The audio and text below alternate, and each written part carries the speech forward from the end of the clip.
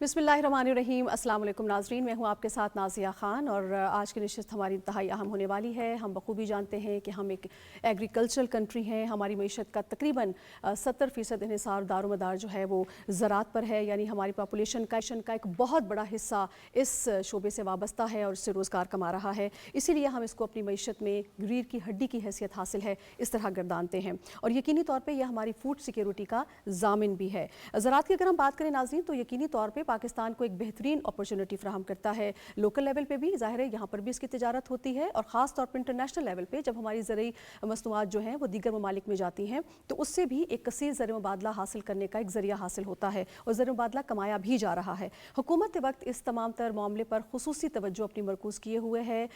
यकीनी तौर पर इस हवाले पर अगर हम बात करें तो ministry of national food security अपने तई एक बेहतरीन तरीके से अपनी जिम्मेदारियों को अंजाम दे रही है, चाहे वो चीनी से जुड़े हुए मामलात हों, चाहे गन्ना हो, कपास हो, चावल की बात हो या दीगर ज़रूरी अजनास। किसान तक मयारी बीज को कैसे पहुंचाया जाए, फेक सीड्स को या जो सब स्टैंडर्ड सीड्स हैं उनकी रोकथाम को कैसे मुमकिन बनाया जाए। फिर गंदम के हवाले से अगर बात की जाए या चीनी के हवाले से बात की जाए, इंटरनेशनल स्टैंडर्ड्स को कैसे मीट किया जाए और ख़ास तौर पर जब हम बात करते हैं मसनूई किल्लत यानी आर्टिफिशियल शॉर्टेज के हवाले से क्या इक़दाम लिए जा रहे हैं और फिर सबसे बढ़कर ये कि आलमी मंडियों तक पाकिस्तान की जो ज़रूरी मसनूआत हैं वो बिला तातुल बिला किसी मसले के वहाँ तक पहुँचे और वह उनको सराहा जाए। इन तमाम हवालों से क्या इक़दामात अब तक की मिनिस्ट्री ले चुकी है, मज़ीद क्या इक़दामात लिए जा रहे हैं, इस हवाले से आज हम अपने प्रोग्राम में बात करेंगे और इसी सिलसिले में हमने अपने एक्सपर्ट्स को मदद ताकि इन मामलात पे वो सैर हासिल हमारी जो है रहनुमाई कर सकें। तो स्टूडियो में मुझे गेस्ट ज्वाइन कर चुके हैं, मैं तारुफ करवा देती हूँ, फिर डिस्कशन को ओपन करेंगे। तो मेरे पहले मेहमान जो मेरे साथ स्टूडियो में मौजूद हैं, आज़म खान साहब, आप director general federal seed certification and registration department हैं, बहुत शुक्रिया। हमारे साथ हमारे दूसरे मेहमान मौजूद हैं डॉक्टर मोहम्मद इशफाक साहब, आप deputy director department of plant protection NPPO ministry of national food security हैं। डॉक्टर साहब आपका भी बहुत शुक्रिया। और जो मेरे तीसरे मेहमान हमारे साथ आज स्टूडियो में मुझे ज्वाइन कर रहे हैं, मोहम्मद आसिफ साहब, आप deputy agricultural development commissioner ministry of national food security हैं। मोहम्मद आसिफ साहब सर आपका भी बहुत शुक्रिया। प्रोग्राम का आगाज़ आज़म साहब सर मैं आपसे करती हूँ और सबसे पहले जैसे अभी मैंने इंट्रो में भी बात की कि जो गैर मयारी बीज है यानी सब स्टैंडर्ड बीज है उस हवाले से हुकूमत की ज़ीरो टॉलरेंस पॉलिसी है। एक तो ज़रा मैं चाहूँगी इसको थोड़ा अगर आप ब्रीफली एलेबोरेट कर सकें। दूसरा, वजारत ने इसके पेश नज़र हमने देखा कि 392 जो कंपनीज़ हैं उनको पर भी पाबंदियाँ लगाई हैं। ये एक अनप्रेसिडेंटेड स्टेप है जो लिया गया, तो इसको स्टेप को आपने क्यों ज़रूरी समझा कि लिया जाए और इससे मार्केट में क्या इम्पैक्ट और क्या मैसेज गया है? जी शुक्रिया Nazia Khan for inviting me to this talk show. तो जैसे आपने जिक्र किया कि ज़ीरो टॉलरेंस है सीड सेक्टर में और डिपार्टमेंट ने एक्शन लिया, 392 कंपनियों को डी रजिस्टर किया गया जी। तो नो डाउट जो कोई भी क्रॉप है उसका जो बेसिक ड्राइविंग फोर्स है वो सीड होता है कि अगर अच्छी क्वालिटी का सीड फार्मिंग कम्युनिटी के पास आएगा तो उसकी प्रोडक्टिविटी पर एकड़ बढ़ेगी। प्लस जो हमारा क्योंकि एग्री बेस कंट्री है तो उसकी जो इकानमी है वो भी बढ़ेगी। तो federal seed certification department regulate करता है क्वालिटी ऑफ सीड को, ठीक, और कंपनीज की रजिस्ट्रेशन को, उनकी रिन्यूअल को, और इसी तरह उनके जो सीड प्रोसेसिंग प्लांट्स हैं उनकी रजिस्ट्रेशन, ये तमाम मैंडेट जो क्वालिटी से रिलेटेड सीड क्वालिटी से रिलेटेड है वो फेडरल सीड सर्टिफिकेशन डिपार्टमेंट उसको रेगुलेट करता है। रिसेंटली जो हमने अपनी तमाम जो फिज़िकल एक्टिविटीज़ थी और जो मैनुअल एक्टिविटीज़ थी उनको एक डिजिटल प्लेटफॉर्म पे शिफ्ट करना था, जिसमें ये भी प्री रिक्विजिट थी कि हम जो सीड कंपनीज एग्जिस्ट कर रही हैं 1400 सीड कंपनीज हमारे सर्टिफिकेशन सिस्टम में थी, उनका हमने थर्ड पार्टी ऑडिट करवाया। प्लस प्राइम मिनिस्टर ऑफिस से भी हमें डायरेक्शंस आए कि जो ओनली जो जेन्युइन सीड कंपनी है they should retain to do seed business, और जो सब स्टैंडर्ड जो सीड बिक रहा है या वो कंपनियां जो जाली सीड की फरोख्त में इन्वॉल्व हैं या जो रेगुलेटरी कंप्लायंस होती हैं एक सीड बिजनेस करने के लिए वो फुलफिल नहीं कर रही तो उनके खिलाफ प्रॉपर एक्शन लिया जाए। तो एक तो हमारे पास थर्ड पार्टी रिपोर्ट थी, प्लस जो हमने वर्किंग की फेडरल सीड सर्टिफिकेशन डिपार्टमेंट ने कंपनीज को अपग्रेड करने के लिए, तो उसमें हमने 392 सीड कंपनीज को आइडेंटिफाई किया डिफरेंट कैटेगरीज में। किसी ने अपनी रीन्यूअल कंपनी ने नहीं करवाई, कुछ कंपनीज ऐसी भी आइडेंटिफाई हुई जिनका सप्लाई चेन में ज़ीरो शेयर था, पिछले 3 साल से वो डॉर्मेंट थी। इसी तरह कुछ सीड कंपनी ऐसी भी थी जिन्होंने अपने NTN नंबर कंपनी के नाम के नहीं बनवाए हुए थे। इट मीन्स कि वो जो फाइनेंशियल एक रिक्वायरमेंट है وہ اس کو پورا نہیں کر رہی تھی، کیونکہ جو کوئی بھی انٹیٹی سیڈ بزنس کرتی ہے تو اس کی ایک لیگل یہ بھی ریکوائرمنٹ ہے کہ وہ اپنے جو فنانشیل میٹرز ہے اس کو بھی ٹرانسپیرنٹ رکھے. تو اس طرح ہم نے 392 سیڈ کمپنیز کو ڈی رجسٹرڈ کیا، اور یہ ایک بڑا کلیئر میسج ہے مارکیٹ میں کہ کوئی بھی کمپنی جو ریگولیٹری کمپلائنس کو پورا نہیں کرے گی، فنانشیل جو ریکوائرمنٹ ہے اس کو پورا نہیں کرے گی، تو اس کے خلاف ایک زیرو ٹالرنس ہے. تو یہ میں سمجھتا ہوں کہ اس سے بڑی امپرومنٹ آئی ہے، اس سے سیڈ کی کوالٹی بہتر ہوئی ہے، اور جو کمپنیز اس وقت ایگزسٹ کر رہی ہیں انہوں نے اپنے جو تمام فنانشیل اور ریگولیٹری ریکوائرمنٹس ان کو پورا کر لیا. اچھا اعظم صاحب، ایک بڑا امپورٹنٹ کوشچن یہاں پر یہ بھی ہے نا کہ سب اسٹینڈرڈ جو سیڈز ہیں یا جو فیک سیڈز ہیں، جس طرح سے بھی آپ نے اس کی بات کی، مارکیٹ تک وہ پہنچے ہی نہ، ان کی خرید و فروخت نہ ہو، اور ایک معیاری بیج جو ہے وہ کسان تک پہنچے، مارکیٹ تک پہنچے، اس کو کیسے مانیٹر کیا جا رہا ہے؟ جی یہ بھی آپ کا بڑا ایک ریلیونٹ کویسچن ہے. ایک تو جو سیڈ مارکیٹ میں جاتا ہے اس کو ریگولیٹ کرنا ہوتا ہے سیڈ انسپیکٹرز نے. اب فیڈرل سیڈ سرٹیفکیشن ڈپارٹمنٹ کے اپنے بھی سیڈ انسپیکٹر سے اب جو کرنٹ سچویشن ہے جس میں رائٹ سائزنگ کا ایک فیکٹر آ گیا، اس میں ہماری 50% HR ریڈیوس ہو گئی. تو ہم نے جو اپنی سیڈ انسپیکٹرز کی پاورز تھی وہ پروونسز کو ڈیلیگیٹ کی ہیں. پنجاب گورنمنٹ آف پنجاب سے ہم نے ایگریکلچر ایکسٹینشن ڈپارٹمنٹ سے 134 سیڈ انسپیکٹرز کو نامینیٹ کیا ٹو مانیٹر دی مارکیٹ جہاں سیڈ سیل ہو رہا ہے. اسی طرح سندھ سے ہم نے 93 سیڈ انسپیکٹرز کو پاورز ڈیلیگیٹ کی ہیں. بلوچستان سے ہمیں ریکویسٹ آئی ہے 36 سیڈ انسپیکٹرز کی، ان کی نامینیشن انڈر پروسیس ہے. تو یہ جو سیڈ انسپیکٹرز ہیں یہ فریکوینٹلی جو مارکیٹ کو وزٹ کرتے ہیں، ڈیلرز کی شاپ کو مانیٹر کرتے ہیں. کوئی بھی سیڈ جو سب اسٹینڈرڈ سیل ہو رہا ہے، کوئی ڈیلر اس میں انوالو ہے، کوئی کمپنی انوالو ہے، تو جو سیڈ انسپیکٹرز ہیں ان کے خلاف ایکشن لیتے ہیں، اور بائی لا جو سیڈ ڈیلر اس میں انوالو ہے اس کے خلاف ایکشن لیا جاتا ہے، اور اس کو minimum 3 lakh fines plus minimum 3 months کی امپریزنمنٹ ہو سکتی ہے. ٹھیک. تو یہ ایک بڑا ڈیٹرنٹ ہے کہ کوالٹی کو انشور کرنے کے لیے. بالکل ٹھیک. ڈاکٹر صاحب میں آپ کی جانب آؤں گی. نیشنل پلانٹ پروٹیکشن آرگنائزیشن یعنی NPPO کی اگر ہم بات، تو پاکستان میں جو زرعی مصنوعات ہیں اس کی بڑھوتری کے لیے اور اس میں اضافے کے لیے اس کا کیا کردار ہے؟ یہ بہت امپورٹنٹ ہے. جیسا کہ آپ جانتے ہیں کہ زراعت جو ہے وہ ریڑھ کی ہڈی ہے، اور ایکسپورٹ جو ہے اس کا مین پارٹ ہے. جتنی زیادہ ایکسپورٹ ہوگی اتنا ملک ہمارا ترقی کرے گا. ہمارے PM کا بڑا کلیئر ویژن ہے. ان کی جو ایفرٹس ہیں رشین اسٹیٹس میں وہ گئے ہیں، ان کے ساتھ ہمارے ایگریمنٹ ہونے لگے ہیں، پروٹوکول ہم سائن کرنے لگے ہیں. ایران گئے ہیں، چائنا گئے ہیں، فار ایسٹ کنٹریز ہیں، انڈونیشیا، ملائیشیا. تو ان سب کے ساتھ اپ ٹو بنگلہ دیش اینڈ سری لنکا ہم اپنی امپورٹ اور ایکسپورٹ پہ زیادہ ایکسپورٹ کو ایمفیسائز کر رہے ہیں، اور اس کی بڑھانے کے لیے ان سے ہم پروٹوکول سائن کر رہے ہیں. یہ اتنا سمپل سسٹم نہیں ہوتا.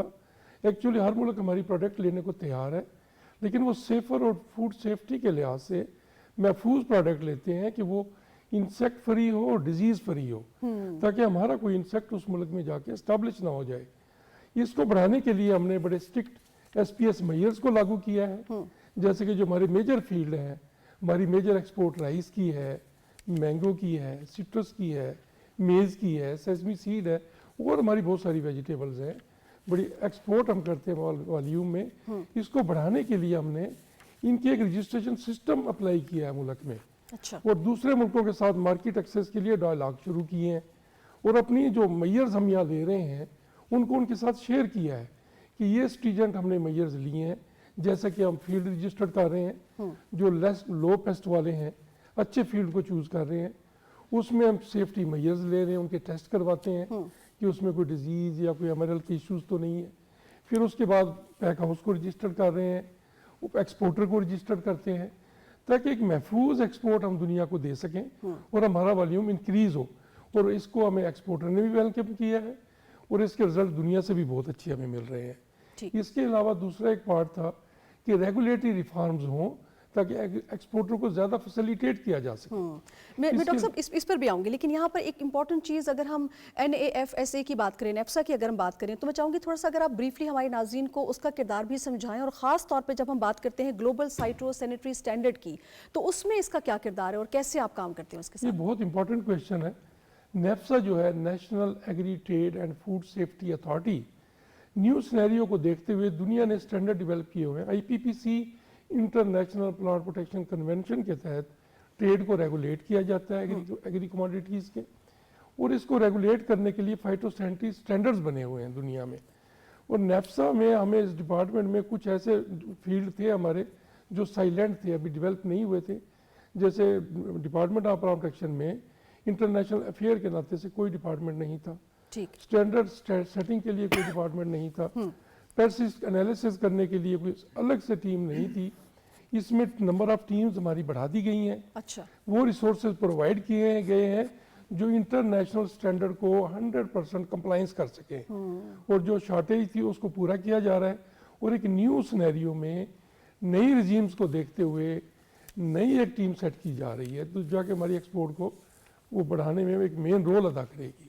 जी अच्छा, आसिफ साहब, सर मैं अगर आपकी जानिब आऊँ, गंदम की पॉलिसी के हवाले से हम ख़ुद भी देखते हैं, वज़ीर आज़म भी इस पर ख़ास तवज्जो देते हैं, इजलास में इसके हवाले से बात की जाती है कि इसकी पैदावार को कैसे बढ़ाया जाए, जो भी इस मामले में जो रुकावटें हैं उसको कैसे दूर किया जाए।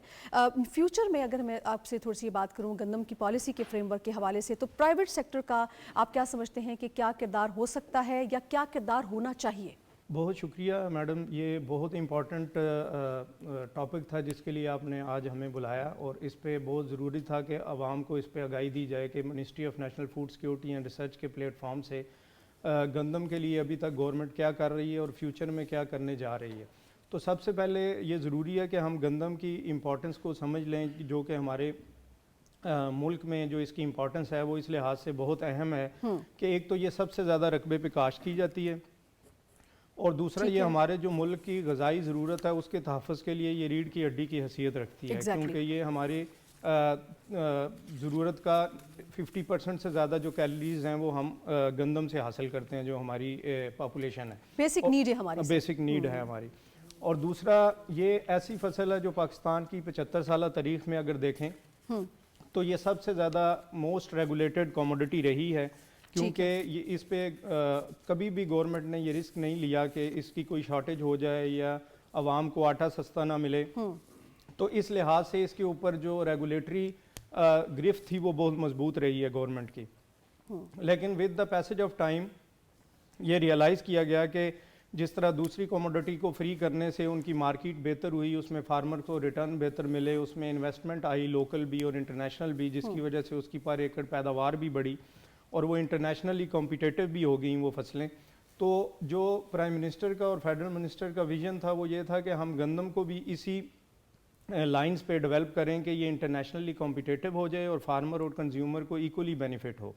तो उसके लिए आलमोस्ट हमें 2 साल लगे, जिसमें हमने तमाम सूबों के साथ, तमाम स्टेक होल्डर के साथ कंसल्टेशन करने के बाद ये डिसाइड किया कि इस मार्केट को भी डीरेगुलेट कर दिया जाए। क्योंकि ये बहुत अरसे से जो मेन स्टेक होल्डर्स हैं, फ्लोर मिल इंडस्ट्री है, कमोडिटी के ट्रेडर्स हैं, ये उनकी डिमांड थी कि हम इसमें इसलिए इन्वेस्टमेंट नहीं करते क्योंकि इसमें गवर्नमेंट की इंटरवेंशन बहुत ज़्यादा है। और गवर्नमेंट की इंटरवेंशन होने के वजह से 2 मेजर चैलेंजेस आ रहे थे। एक तो उसकी एफिशिएंसीज थी और दूसरा ये है कि एक बहुत ह्यूज फिजिकल बर्डन जो है वो पब्लिक सेक्टर के ऊपर आ रहा था। आप इसको कह लें कि 1000+ अरब रुपए से ज़्यादा जो है वो हमें गंदम में इन्वेस्ट करने पड़ रहे थे, और उसकी वजह से प्राइवेट सेक्टर भी डेवलप नहीं कर रहा था। मैं आपको ये बता दूं कि पाकिस्तान बनने से पहले भी इवन के फूड डिपार्टमेंट पंजाब में था, और उसके बाद से ये सब्जेक्ट जो है गंदम का ये हमेशा पब्लिक सेक्टर में रहा। इसके बावजूद कि बहुत स्ट्रॉन्ग डिमांड थी प्राइवेट सेक्टर की तरफ से कि इसको डीरेगुलेट किया जाए ताकि हम इसमें इन्वेस्टमेंट करें, इसका इंफ्रास्ट्रक्चर डेवलप हो। तो आखिर ये 2 साल की कंसल्टेशंस के बाद और इसके प्लस माइनस देखने के बाद गवर्नमेंट ने ये फैसला किया तमाम सूबाई हुकूमतों की मशावरत के साथ कि इस सेक्टर को भी हम डीरेगुलेट कर लें। इसकी वजह से हमें 3 मेजर बेनिफिट होंगे।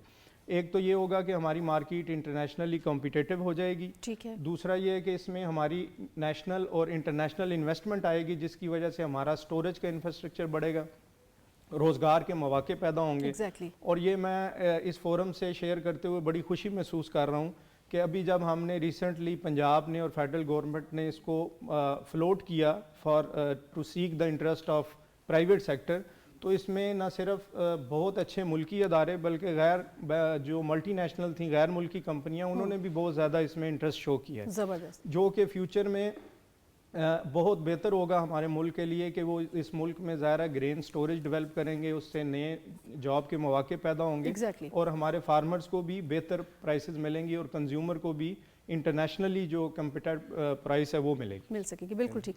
ناظرین, گفتگو آپ سن رہے ہیں, سلسلہ ہم جاری رکھیں گے, لیکن یہاں پر رہیں گے ایک بریک, جوائن کریں گے بریک کے بعد. ہمارے ساتھ رہیے گا.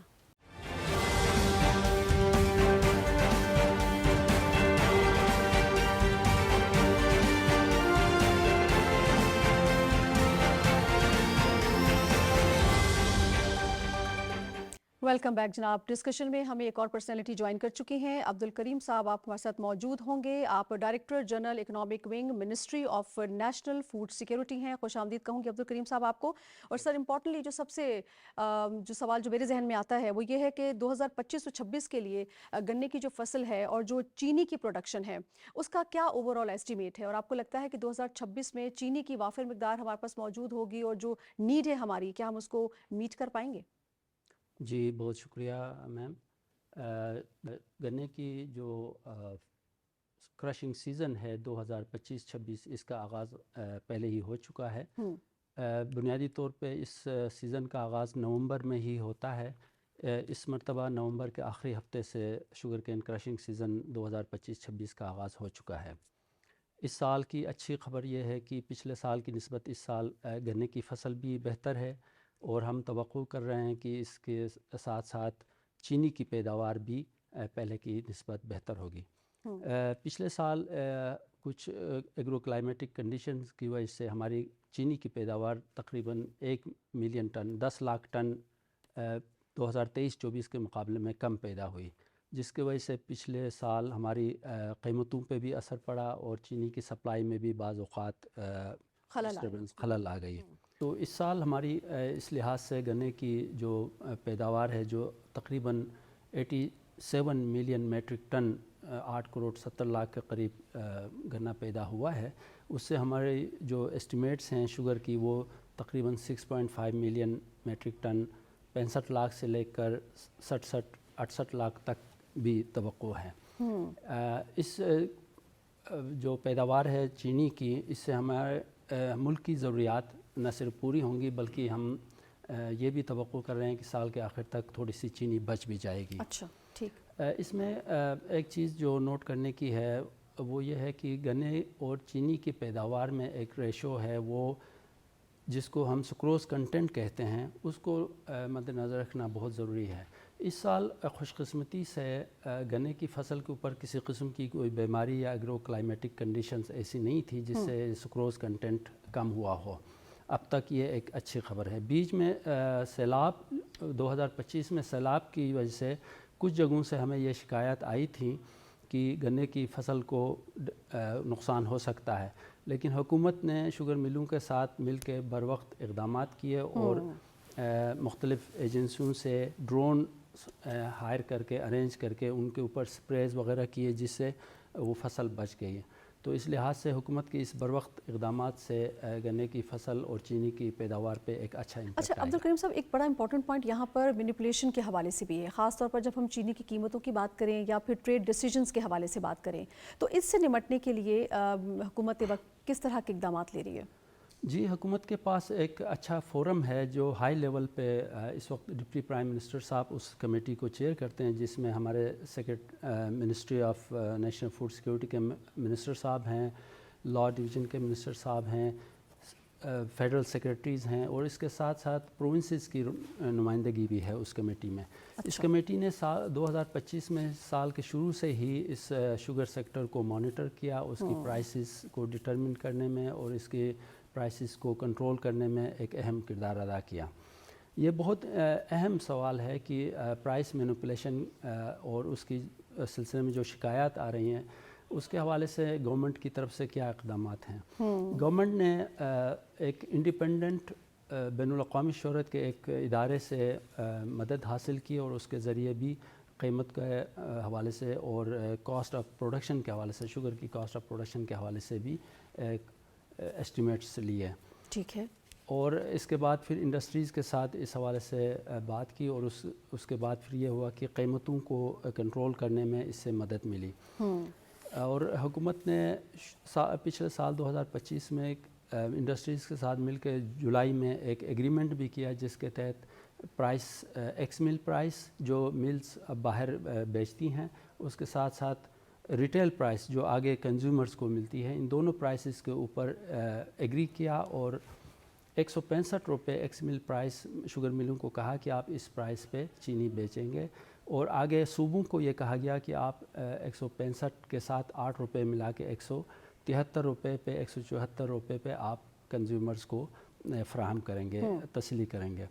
اس طرح گورنمنٹ کے اس بروقت اقدام سے قیمتوں کے اندر بہت زیادہ استحکام آیا اور پرائسز بہت زیادہ نہیں بڑھی۔ ٹھیک ہے اعظم صاحب، میں آپ کی جانب آؤں گی۔ سر، نجی شعبے کی حوصلہ افزائی یہ حکومت کی اولین ترجیحات میں سے ایک ہے۔ وزیر اعظم بھی جب بھی اجلاس میں بات کرتے ہیں یا جب بھی خطاب کرتے ہیں تو وہ ہمیشہ کہتے ہیں جو پرائیویٹ سیکٹر ہے اس کو آگے آنا چاہیے اور حکومت وقت کے ہاتھ سے ہاتھ ملا کر آگے بڑھنا چاہیے، تو اس حوالے سے بھی کچھ ریگولیٹری اصلاحات کی گئی ہیں؟ جو سیڈ پروڈیوسنگ کمپنیز ہیں ان کو امپاورڈ کرنے کے لیے ہم نے بہت ساری ریگولیٹری ریفارمز کی ہیں، جس میں سیڈ ٹروتھ اینڈ لیبلنگ ایک اسکیم ہے جس میں جو سیڈ کمپنی ہے وہ اپنے جو ورائٹی ہے خود ہی اس کو انویسٹمنٹ کے بعد پروڈیوس اور مارکیٹنگ کر سکتی ہے۔ اس وقت جو پریزنٹ سچویشن تھی وہ سیڈ سرٹیفکیشن اسکیم ہے جس میں کوئی بھی جو رجسٹرڈ ورائٹی ہے پہلے اس کی فارم کا وزٹ ہوتا ہے، اس کی سیمپلنگ، ٹیسٹنگ، ٹیگ ایشورنس، اور پھر وہ اپنی مارکیٹنگ کر سکتی ہے پروڈکٹ کی۔ جو ٹروتھ اینڈ لیبلنگ اسکیم ہے اس میں کوئی بھی کمپنی اپنی R&D سے ورائٹی ڈیولپ کرنے کے بعد انویسٹمنٹ کروائے گی اور خود ہی اس کی ملٹیپلیکیشن اور ٹیسٹنگ خود ہی کر کے مارکیٹ میں اپنا پروڈکٹ سیل کر سکتی ہے۔ اچھا، جو سیڈ انسپیکٹرز ہوں گے وہ جو سیل پوائنٹس ہیں، مارکیٹ پوائنٹس ہیں، وہاں سے جا کے سیمپل ڈرا کریں گے اور جو نیئرسٹ سیڈ ٹیسٹنگ لیب ہوگی فیڈرل سیڈ کی وہاں سینڈ کریں گے، وہ اس کی کوالٹی کو چیک کریں گے کاؤنٹر چیک کرنے کے لیے۔ لائک وائز ہم نے جو سیڈ پروڈیوسنگ کمپنی ان کو بھی کیٹیگرائز کر دیا، R&D بیس کمپنیز ان کو الگ سے آئیڈینٹیفائی کیا، اس کے علاوہ سیڈ بزنس انٹرپرائزز کو الگ کر دیا۔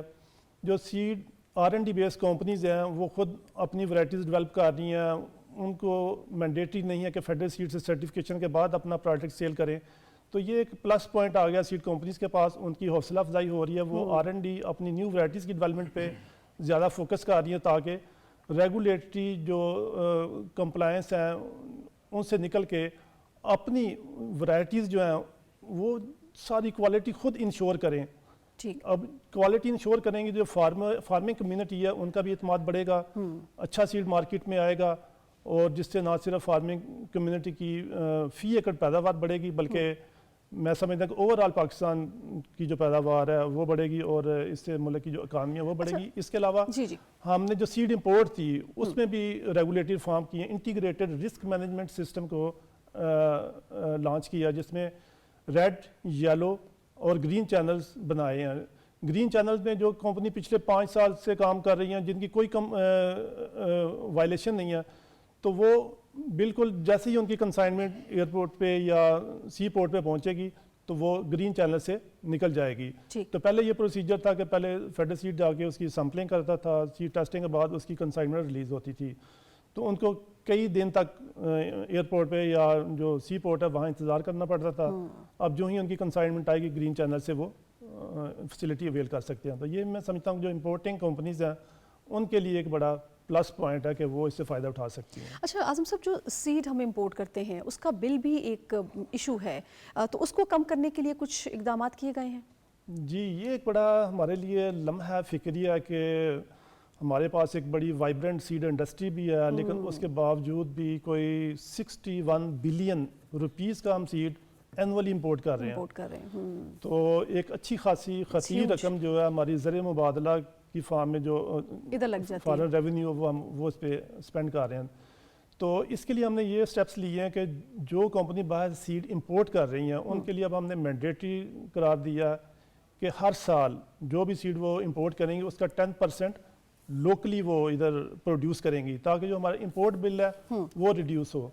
تو اس سلسلے میں ایک میں آپ کو اگزامپل کوٹ کرتا ہوں کہ جو رائس سیڈ ہے کوئی 19 کمپنی نے اس وقت لوکل سیڈ پروڈکشن سٹارٹ کی ہے، اس میں جو چائنیز میجر پارٹ ہے چائنیز سیڈ کمپنی سے وہ امپورٹ کرتے تھے، تو اس سال کوئی 7 سے 8 ہزار ٹن لوکلی ہمارا پروڈیوس ہوا ہے ہائیبرڈ سیڈ جو پیڈی کا تھا، جو باہر سے پہلے امپورٹ ہوتا تھا اور اس پہ ہمیں اچھا خاصا فارن ریونیو یوز کرنا پڑتا تھا.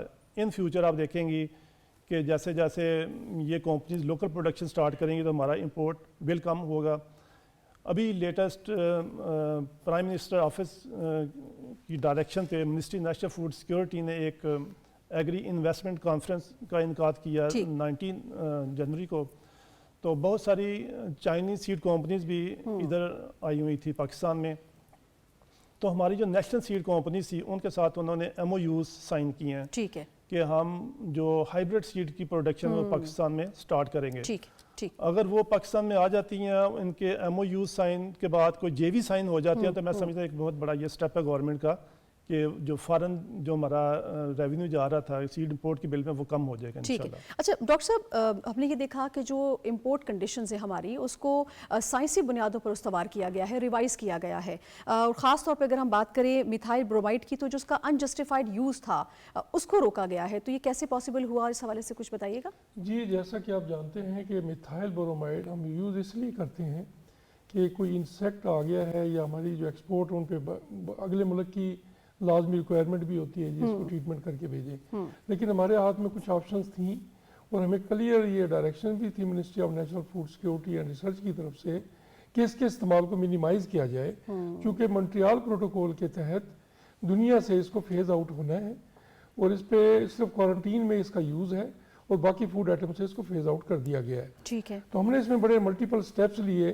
سائنٹیفک کمیٹی ایک اسٹیبلش کی, اس پہ اسٹڈیز کی, اس میں یونیورسٹیز کے پروفیسروں کو بھی شامل کیا, پروونشل ڈپارٹمنٹس کو بھی شامل کیا. اس اسٹڈی بیس پہ ہم نے کچھ سٹیپس لیے, جیسے کہ جو امپورٹ ہماری ہوتی ہے ہم نے اس میں اپنی انسپیکشن کو اسٹرکٹ کیا اور اگر اس میں انسیکٹ نہیں ہے تو اور ہم نے پھر اس کو دوبارہ اور وہاں سے فیمیگیٹ ہو کے بھی آئی ہے تو اس کنسائنمنٹ کو, اس امپورٹ کموڈٹی کو ہم نے پھر دوبارہ فیمیگیشن سے نکال دیا, جو کہ پہلے کنڈیشن میں مینڈیٹری تھی کہ اس نے آ کے ہر قیمت پہ یہاں فیمیگیٹ ہونا ہے اور میتھائل برمائڈ سے ہونا ہے. دوسرا اس کا دنیا میں بڑا اچھا الٹرنیٹو موجود ہے جیسے فاسفین ہے, تو اس کا استعمال کو ہم نے بڑھایا ہے اور دنیا سے کے ساتھ ہم نے ایگریمنٹ بھی کیے ہیں کہ فاسفین کو ہم ایکسیپٹ کریں گے, لیکن اس صورت میں کہ اگر وہ آپ کی انسیکٹ فری کرتی ہے اور بالکل بغیر پیسٹ کے آپ کی کنسائنمنٹ ارائیو ہوتی ہے پاکستان میں.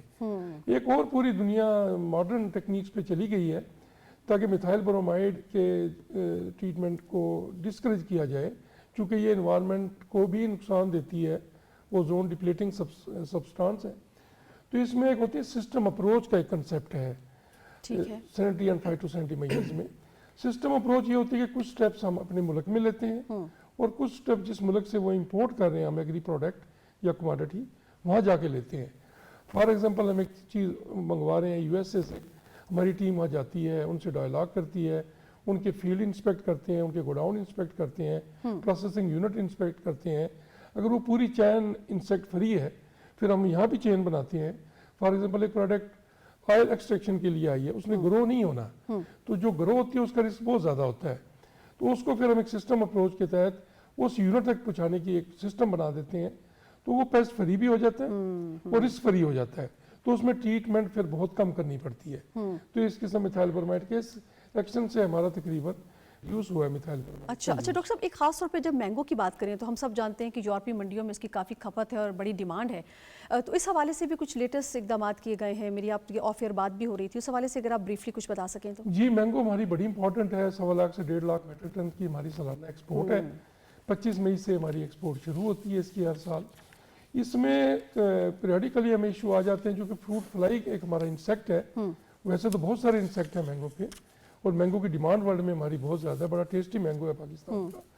اس پیسٹ کو فری ہونا بڑا ضروری ہے, اس کے ساتھ لیتے نہیں ہیں کنٹریز. اس میں ہمیں مین ایشو آتے تھے, کچھ کنسائنمنٹ ہماری ریجیکٹ ہو جاتی تھی. اس سال ہم نے, ہمارے منسٹر صاحب کی ڈائریکشنز بھی تھیں, ان میں سپورٹ بھی ملی منسٹری سے, ہم نے کچھ نمبر آف سٹیپس لیے. ٹھیک ہے. جیسے کہ پورے یورپ میں جو ہمارا مینگو جاتا ہے وہ ہم ایک ٹریٹمنٹ کرتے ہیں, ہاٹ واٹر ٹریٹمنٹ, تاکہ اس میں کوئی پیسٹ ہے تو وہ کل ہو جائے, اور وہ اسپیشلی فروٹ فلائی کو کل کرنے کے لیے ہم وہ ایکسرسائز کرتے ہیں. 48 آورس منٹس 48 ڈگری سیلسیس پہ 1 آور کے لیے اس مینگو کو گزار رہے ہوتے ہیں. ٹھیک ہے. تو یہ 1 آور سے 1.25 گھنٹے تک کی ٹریٹمنٹ ہوتی ہے, اس سے وہ پیسٹ فری ہو جاتا ہے. تو اس سے ہم نے ایک تو یہ کیا کہ CCTV کیمرے انسٹال کیے جو ہاٹ واٹر ہمارے پلانٹ تھے ان پہ, اور دوسرا ہم نے یہ کیا کہ جو جیسے جو ہمارا بارڈر کا ٹریڈ تھا اس کو انشور کرنے کے لیے کہ جو کنسائنمنٹ ہم نے ٹریٹ کی ہے وہی ایران جائے، جو بارڈر کا ٹریڈ ہے اس میں ہم نے وہ ٹرک نمبر بھی فائٹوسینٹی سرٹیفکیٹ میں مینشن کرنا شروع کیا۔ تیسرا سٹیپ ہم نے یہ لیا کہ مانیٹرنگ ٹیمیں بنی، منسٹری نے بھی ٹیم بنائی اور ڈپارٹمنٹ کی ٹیم بھی بنی، اور جو ہمارے آفیسر تھے وہ CCTV کیمرے کے تھرو بھی پلانٹ کی ایکٹیویٹیز، ہمارے آفیسرز کی ایکٹیویٹیز اور تمام لوڈنگ تک تمام کنسائنمنٹس کیمرے میں آئیں، تاکہ اگر کوئی ریجیکشن ہوتی ہے تو ہمیں ایٹ دا اینڈ پتہ چل جائے۔ اس کا فائدہ یہ ہوا اس سال کہ 1,20,000 میٹرک ٹن ہم نے مینگو ایکسپورٹ کیا اور الحمدللہ کوئی ریجیکٹ ہماری کنسائنمنٹ نہیں ہوئی۔ یعنی وہی والی بات جو ہم زیرو ٹالرنس کی پالیسی کی بات کر رہے تھے کہ معیار پہ کسی قسم کی جو ہے وہ کمپرومائز نہیں کیا جائے گا تاکہ ایکسپورٹ کو بڑھایا جا سکے، اور ہماری خواہش بھی یہی ہے۔ آصف صاحب، گندم کی ڈی ریگولیشن کے بھی ہم پہلی بھی جب میں نے آپ سے سوال کیا تو اس پر بات ہو رہی تھی، تو اوور آل اگر جب ہم کہتے ہیں ڈی ریگولیشن تو اس سے مراد کیا ہے اور دوسرے سے فائدہ کیا ہوا ہے؟ جی یہ بہت اچھا سوال ہے آپ کا، کیونکہ اس کی کلیئرٹی عوام تک جانا بہت ضروری ہے، کیونکہ بہت سارے اس کی وجہ سے عوام جو ہیں وہ جنم لے رہے ہیں کہ ڈی ریگولیشن کے بعد پتہ نہیں گندم کے ساتھ کیا ہو جائے گا۔ لیکن اس میں آپ کو صرف یہ کلیئر کر دوں کہ جس طرح دوسری ہماری فصلات ہیں جس میں مکئی ہے، چاول ہے، آئل سیڈز ہیں، وہ ساری آلریڈی ڈی ریگولیٹڈ ہیں۔ ڈی ریگولیٹڈ کا مطلب یہ ہے کہ اس میں کسی سٹیج پہ بھی اس کی پروڈکشن سے لے کے اس کی سیل تک اینڈ کنزیومر تک، انکلوڈنگ اس کی موومنٹ، اس کی امپورٹ ایکسپورٹ پہ کسی قسم کی بھی گورنمنٹ انٹرونشن نہیں کرے گی۔ ٹھیک ہے۔ اور اس کی قیمتوں کو آرٹیفیشلی کنٹرول نہیں کیا جائے گا تھرو ایڈمنسٹریٹو میئرز اور تھرو انٹرونشنز۔ ٹھیک۔ اس کا فائدہ یہ ہوگا کہ جو بھی پرائس ڈسکوری ہوگی وہ نیچرل ہوگی، جو کہ ڈیمانڈ اینڈ سپلائی کی بیس پہ ہوگی۔ آپ اس کو انٹرنیشنلی بھی کمپیٹیبل کر سکیں گے، آپ کنزیومر بھی، اگر انٹرنیشنل مارکیٹ میں قیمتیں کم ہوتی ہیں تو کنزیومر کو اس کا بینیفٹ ہو جائے گا، اگر انٹرنیشنل مارکیٹ میں زیادہ ہوتی ہیں تو فارمر کو بہتر قیمت مل جائے گی۔ تو یہ ایسی چیز ہے جو کہ آٹو پہ ہوگی، ڈیمانڈ اینڈ سپلائی کے حساب سے ہوگی۔ اور دوسرا اس میں آپ کو یہ بتانا چاہ رہا ہوں کہ جو موجودہ حکومت ہے اس کے جو دو مین فوکس ہیں، اس کو اگر میں 2 پوائنٹس میں ڈسکرائب کروں تو وہ یہ ہے کہ ایک تو پرائیویٹ سیکٹر لیڈ گروتھ اور دوسرا ایکسپورٹ لیڈ گروتھ۔ تو اگر آپ اسی کے گرد تمام پالیسی ریفارمز ہو رہی ہیں اس ٹائم، اور اسی چیز کو مد نظر رکھا جا رہا ہے کہ معیشت کو جو ہے وہ پرائیویٹ سیکٹر چلائے اور ایکسپورٹ لیڈ گروتھ ہو۔ اگر آپ ابھی بھی دیکھیں جس طرح ڈاکٹر صاحب نے بھی کہا، اعظم صاحب نے بھی ایکسپلین کیا، اگر آپ ایک انالیسس کریں تو اس ٹائم ہماری جتنی بھی ایکسپورٹ ہے، چاہے وہ مینگو کی ہے، وہ رائس کی ہے، وہ ٹیکسٹائل کی ہے، تو اس میں آپ کو کہیں بھی گورنمنٹ سیکٹر نظر نہیں آئے گا۔ یہ سارے لوگ پرائیویٹ لوگ ہیں جو اس کو مینج کر رہے ہیں، اور بہت اچھے طریقے سے اس میں گروتھ آ رہی ہے۔ تو بیسیکلی ڈی ریگولیشن کا مطلب یہ ہے کہ پرائیویٹ سیکٹر ویٹ سیکٹر کو بھی اون کرے اور اس کی اینڈ ٹو اینڈ جو بھی آپریشنز ہیں اس میں اپنی انویسٹمنٹ لائے، اس میں ایفیشنسی امپروو کرے، ٹیکنالوجی کو ٹھیک ہے، یعنی کہ ایفیشنسی اس سے یقینی طور پہ امپروو ہوئی ہے۔ بالکل ٹھیک۔ عبدالکریم صاحب، سر اگر ہم تھوڑی سی بات کر لیتے ہیں چینی کی جو پیداواری لاگت ہے اس کے حوالے سے، جو تھرڈ پارٹی آڈٹ ہے، آپ کو لگتا ہے کہ یہ بہت ضروری تھا اس کو لاگو کیا جانا، اور اس کے اوور آل آپ کو کیا بینیفٹ نظر آئے ہیں؟ جی بہت اچھا سوال ہے۔ تھرڈ پارٹی آڈٹ کا بنیادی مقصد یہ تھا کہ نہ اس میں شوگر سیکٹر انگیج کرے کسی آڈٹ فرم کو، نہ گورنمنٹ کی طرف سے کوئی ہو۔ ٹھیک۔ اس سلسلے میں ministry of national food security کو ایک ٹیکنیکل اسسٹنس دی ایک بین الاقوامی شہرت یافتہ ادارے نے، اور ان کے ذریعے ہمیں یہ بتایا گیا کہ جو شوگر کی پیداوار ہے اس کی لاگت ہے وہ کس رینج میں ہونی چاہیے۔ اگر شوگر انڈسٹری نارملی یہ کرتی ہے کہ وہ ان کے پاس انٹرنیشنل آڈٹ فرمز ہیں، وہ ان کو انگیج کرتی ہے اور ان کے ذریعے آڈٹ کرواتی ہے، اس پہ تو ہمیں کوئی اعتراض نہیں ہے کہ وہ کس طرح کرتے ہیں، ان کا ایک باقاعدہ سسٹم ہے۔ لیکن ایک پبلک ویو یہ ہوتا ہے کہ چونکہ شوگر انڈسٹری خود سے انگیج کر رہی ہے کسی آڈٹ فرم کو اور وہی پے کر رہی ہے، تو شاید ان کو وہ تسلی نہیں ہے یا ویریفائیبل ٹرانسپیرنٹ نہیں ہوگا، ٹرانسپیرنٹ نہیں ہو سکتا۔ تو یہ انتہائی ضروری ہے، اور اس سلسلے میں ministry of national food security نے پچھلے سال یہ اقدام کیا، اور اس سے یہ اندازہ ہوا کہ قیمت کس رینج میں ہونی چاہیے۔ اس کے بنیاد پہ پھر حکومت نے پرائسز کے معاملے میں انڈسٹریز کے ساتھ بھی بات کی اور صوبوں کے ساتھ بات کی، اور اس کے بعد یہ پرائسز کا جس طرح میں نے پہلے ذکر کیا جولائی میں ایک رینج دیا۔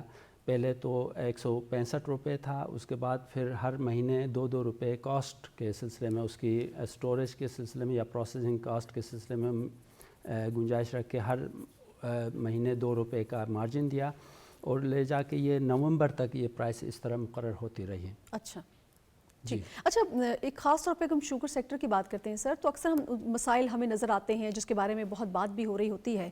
اگر ہم لانگ ٹرم سولوشن کی بات کریں تو وہ آپ کی نظر میں کیا ہو سکتے ہیں اس وقت جو خاص طور پہ شوگر انڈسٹری کو فیس کرنے پڑے؟ تو لانگ ٹرم سولوشن کیا ہو سکتے ہیں؟